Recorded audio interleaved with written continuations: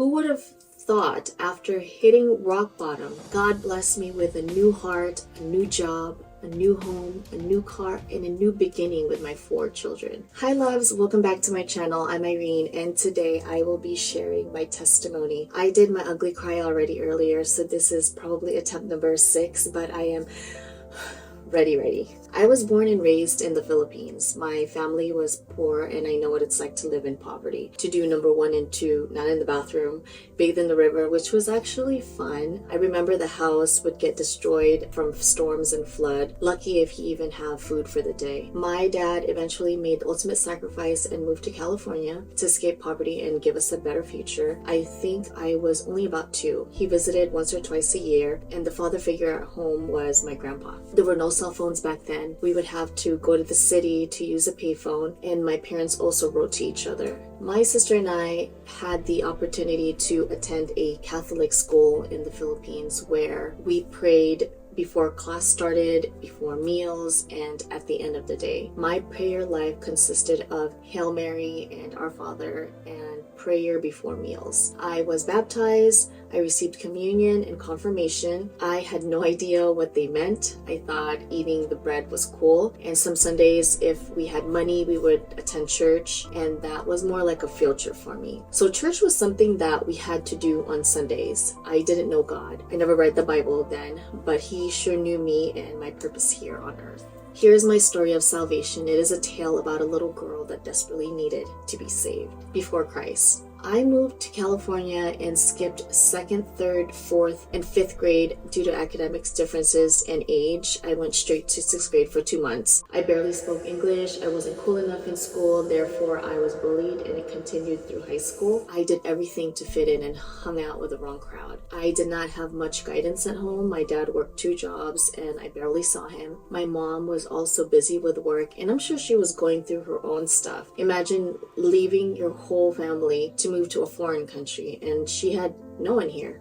I didn't have anyone emotionally and mentally. My sister moved out when I was 14. Since I had no one at home, I leaned on friends to fill the void of feeling wanted, protected, and accepted. I felt abandoned and emotionally neglected in my teens. I was angry with God. I remember going to church up the street from my house. It was empty at that time. I sat in one of the pews, and this glittery white bright light started slowly falling from the ceiling. I ran. I convinced myself that I was seeing things, and I did not want to share that with anyone because it sounded crazy. I started drinking and smoking. I was a runaway. I remember coming home and my mom's eyes would be so swollen from crying.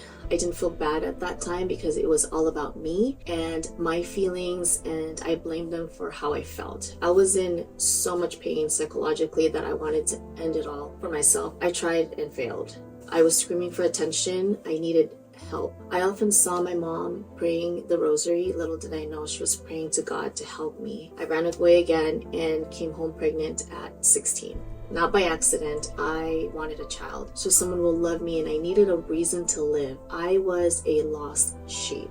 I started going to church again, but still didn't have a relationship with God. It was a Sunday family thing for me. And fast forward, I had 2 more kids. I graduated nursing, broke up with their dad, got into another relationship, and had another child. My boys attended Catholic schools so they can get into the habit of going to church weekly, which was every Friday for them. I still didn't know Jesus, but I always prayed for guidance. Fast forward, I became a single mom of 4 kids in my 20s, was not healthy mentally, but I worked my way through. I was a lukewarm Christian and hurt people along the way. After some inner work, thinking I was healed enough, I was willing to give relationships another chance. I prayed for a partner with whom I can grow and learn from. I met someone, let's call him Noah. The lesson I learned from this relationship was not the kind I expected, but I am grateful for everything that I went through. It was a very rough beginning, and if you were fully healed, you would not continue on with that relationship. Noah ended up cheating on me in our 4th year. I gave him another chance. Looking back now, that was my cue from God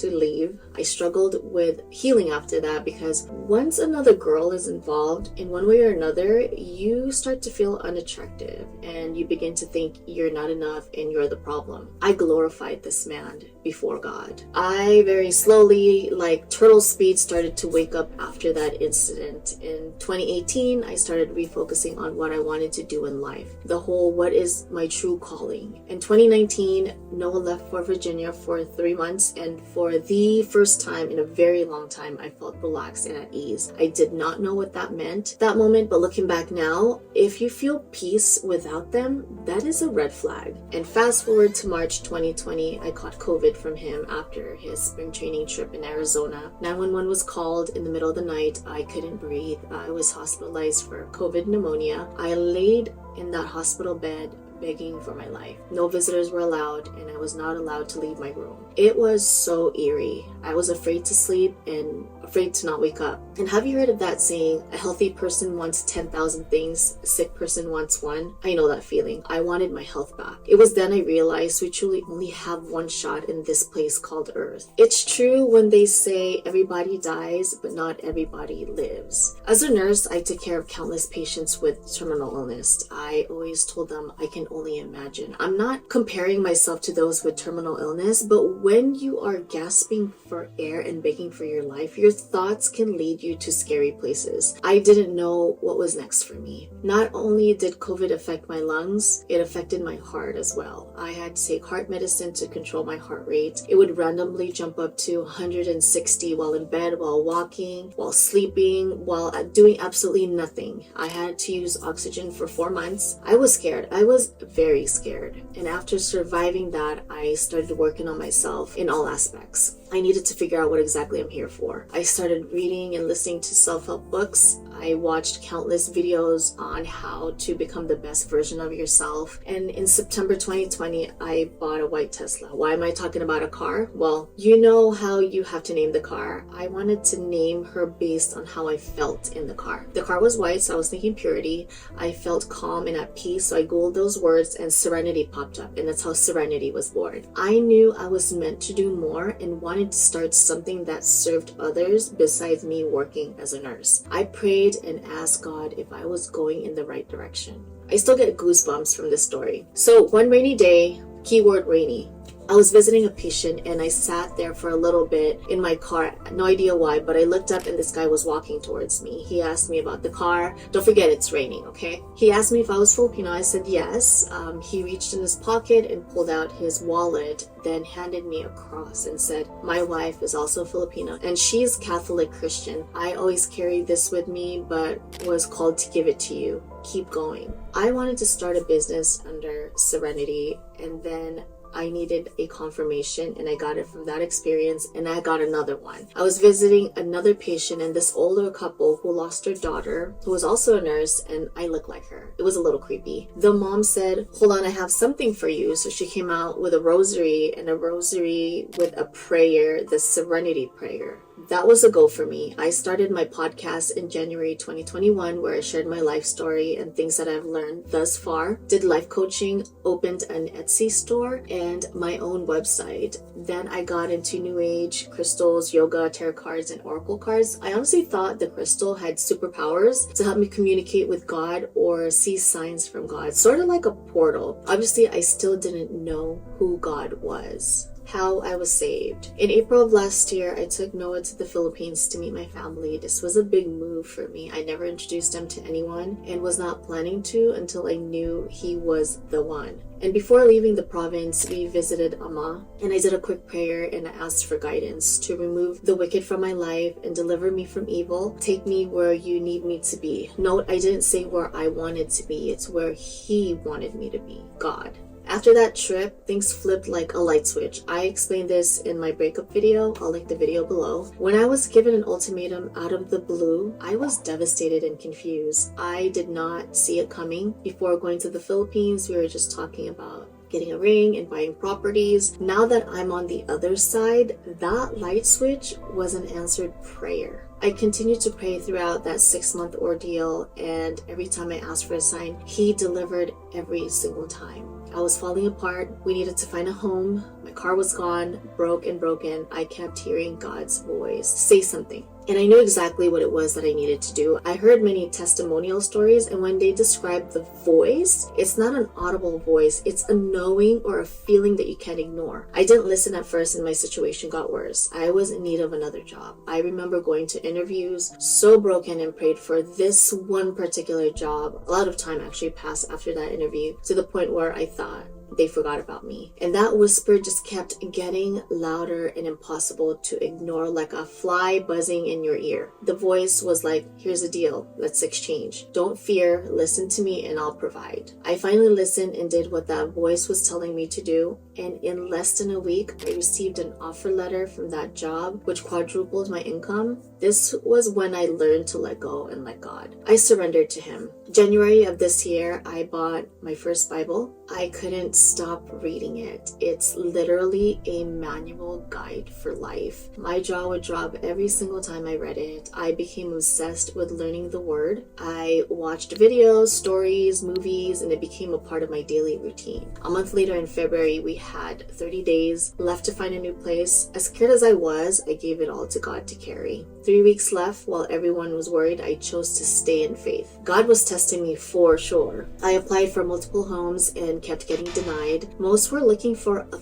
couple. Single mom of 4 was not appealing to some, even though my income was the same as a couple. I decided to see one more house way out of my league. At that moment, my high ceiling type of dream home. I toured the place, and this time I did not allow myself to get attached to it. Every open house that I went to, I imagined all of us there, and the feeling of getting denied every time sucked. I remember telling the agent that if it's meant for me, it'll happen. And she told me to increase my chances of getting the place that I should write a biography. Me, you want me to write a story about myself? I'd love to. So I wrote a heartfelt, page-long life story, and again, left it all to God, for it's His plan, not mine. The following day, I received a letter of approval. Who would have thought the reader was also a single mom who had nothing? I come home every day in disbelief and gratitude for His glory. It was more than what I prayed for. Besides the house situation, I didn't have a car. I had to share with my mom or rented a car. I met another earth angel who owned the same car as I, and he was gracious enough to let me use his car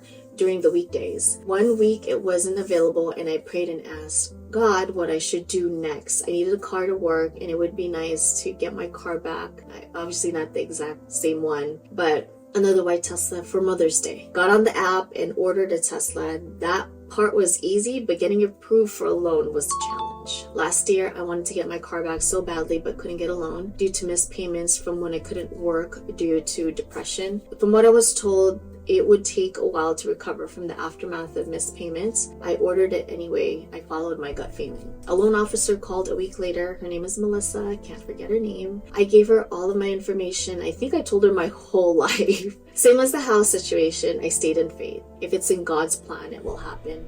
But not gonna lie, I was scared. She told me to believe and press submit. Almost immediately, I received an email. I was approved. Who would have thought after hitting rock bottom, God blessed me with a new heart, a new job, a new home, a new car, and a new beginning with my 4 children. All I had to do was trust in Him. Life after Christ. My life was never the same from the day Jesus saved me. I was a slave to the world. In confessing my sins, He met me with love, and He set me free. My whole life has been filled with trials, but little did I know it was a preparation for what He has planned for me. He took the old and He made it new. The parable in the Bible, Matthew 18:12, He left the 99 to find the one lost sheep. Jesus' magnificent love for us means He will go to great lengths to try to bring us back to Him when we wander or get lost. God is now the center of my everyday, every move. Trust in His timing. He's never early and never late. We tend to doubt God when He has ended a relationship, lost a job, a home, etc. But one day God is going to give you a clarity to why that job didn't work, why that person hurt you, why you're hurting, why your prayers were left unanswered.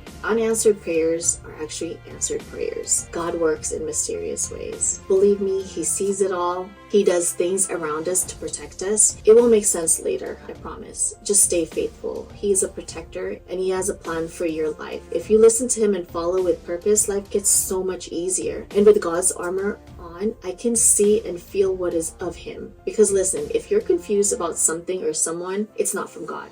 For God is not a God of confusion, but of peace. The unconditional love He has is so healing. I'm excited for what He has planned for me. His grace was the evidence I needed the most. I'm complete in Christ, and I'm ready more than ever to serve His mission in helping others. I'm taking every opportunity to change someone's life and add beauty to this world. That's all, my love. I'd love for you to follow this journey in fulfilling God's plan. Don't forget to subscribe, like, and turn on the notification. I love hearing stories and testimonies of God's amazing power. Feel free to share them below and let us know what life is like after Christ. Thank you for watching. Love you.